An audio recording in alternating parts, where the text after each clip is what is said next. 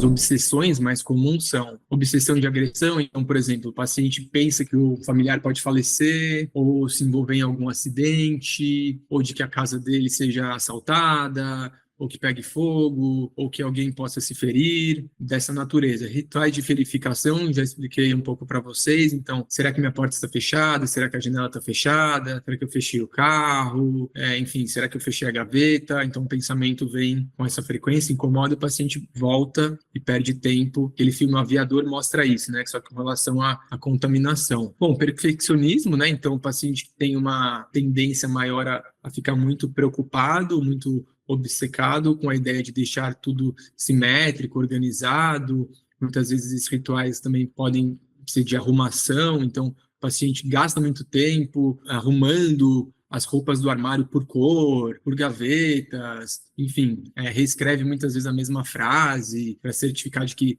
está perfeito. Então, assim, uma tendência a um perfeccionismo muito maior. Tem também obsessões de contaminação e sujeira, rituais de limpeza e lavagem, sexuais e religiosas, medo de cometer algum pecado, de blasfemar contra Deus. Recentemente eu vi um caso de um paciente que tinha muito medo de ser homossexual, né, ficava com um pensamento obsessivo com relação a ser homossexual, então coisas dessa natureza. Também acumulação. A acumulação também está dentro desse grupo de transtornos obsessivos. Então, é o paciente que acaba não conseguindo se livrar de alguns objetos. Tem outros também, tá? Tem de ciúme, tem de nojo. Isso aqui é muito heterogêneo, assim. Esses são, eu coloquei para vocês os mais comuns, mas pode ter muitas apresentações. Alguns pacientes com TOC podem ter fenômenos sensoriais, que é basicamente a percepção física ou um sentimento, uma percepção corporal descrita como desagradável,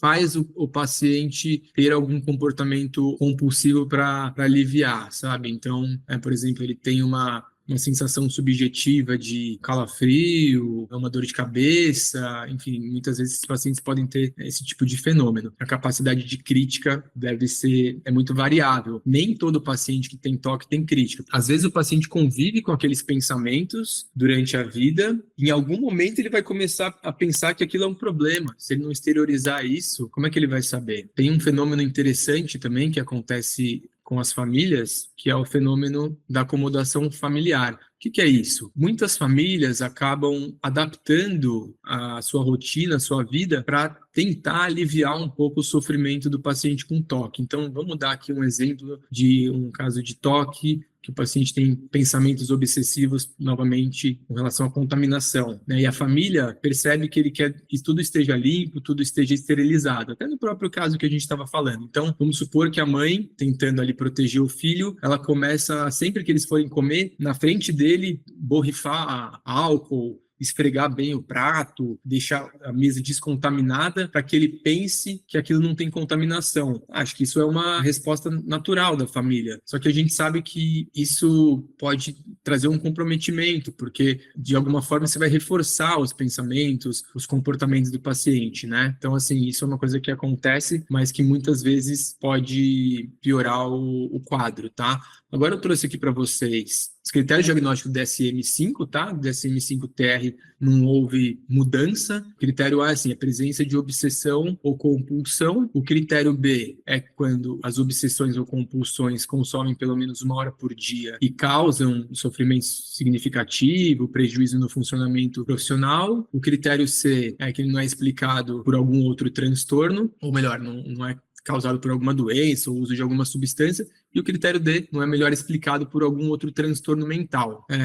Como eu expliquei, né, a obsessão ele é um pensamento, um impulso, uma imagem que é invasivo, que é persistente e que isso traz uma sensação indesejável para o paciente. Ele tenta reduzir ou suprimir aquilo, mas ele não consegue. E aí a gente vai classificar se ele está associado a TIC e também se ele tem um insight bom, moderado ou ausente. Como todos os transtornos mentais, costuma ter um curso recorrente, crônico, né? E pode ter momentos de melhora ou piora ao longo do tempo. Dificilmente há períodos em que o paciente fica totalmente assintomático, principalmente no grupo de pessoas que desenvolvem o transtorno mais precocemente, na adolescência, e os números de remissão são baixos. Aí 10 a 20% dos pacientes conseguem ficar bem, totalmente assintomáticos, tá? O TOC tem uma relação com risco de suicídio, tem uma relação com agressão,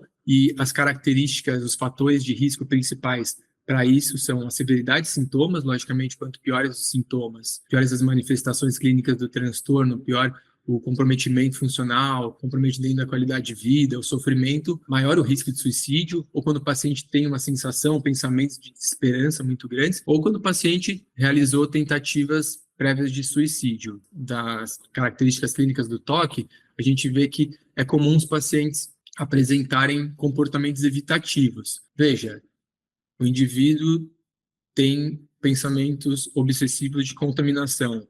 Naturalmente, a tendência é que ele deixe de se expor, né? Por que ele vai numa feira? Por que ele vai sair para a rua sabendo que aquele ambiente não tem os controles que ele tem em casa? Então, a tendência é o paciente se isolar, se esquivar de situações sociais, de situações em que ele não esteja confortável. E é aí que entra o comprometimento, né? Que é o que aconteceu no caso clínico. O paciente começa a evitar sair de casa, ele não consegue ir para a faculdade, ele não consegue ir para o trabalho. Então, quer dizer, tem esse caráter pervasivo, né? Que invade, que vai comprometendo os domínios da vida dele. Diagnóstico diferencial, transtorno de ansiedade generalizado, fobia específica, outros transtornos do espectro obsessivo-compulsivo. Então, por exemplo, transtorno dismórfico corporal, o que difere a percepção do paciente sobre os defeitos corporais e aparência, vai ficar mais restrito a esses pensamentos obsessivos dessa natureza. 2, tricotilomania, ou seja, o paciente vai ter um comportamento repetitivo de puxar o cabelo, percebe que é diferente da questão do toque em si. Outro transtorno, escoriação, ele é limitado ao skin picking, né? Fica cutucando a pele, então escoriando a pele, coçando, beliscando. Acumulação, o paciente vai ter dificuldade em descartar, vai ter um estresse de se livrar de alguns objetos, de algumas coisas, e pode não ter relação com pensamentos obsessivos por si só. TIC está em outra categoria de diagnóstica, ele está dentro dos transtornos do neurodesenvolvimento, né, em que muitas vezes a criança tem movimentos ou vocalizações repentinas, rápidas, recorrentes, como piscar, pigarro, né?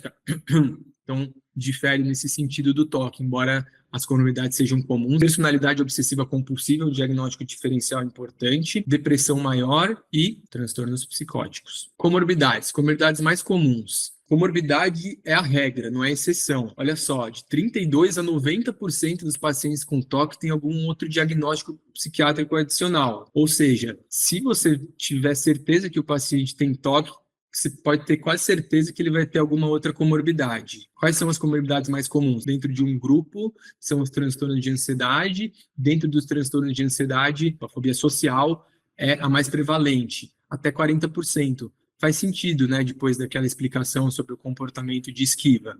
Outras comorbidades, fobia específica, agorafobia, pânico, ansiedade generalizada, ansiedade de separação, estresse pós-traumático. E a comorbidade comum individualmente é a depressão. Uma depressão caracterizada por uma tensão interna, um pessimismo, uma desesperança.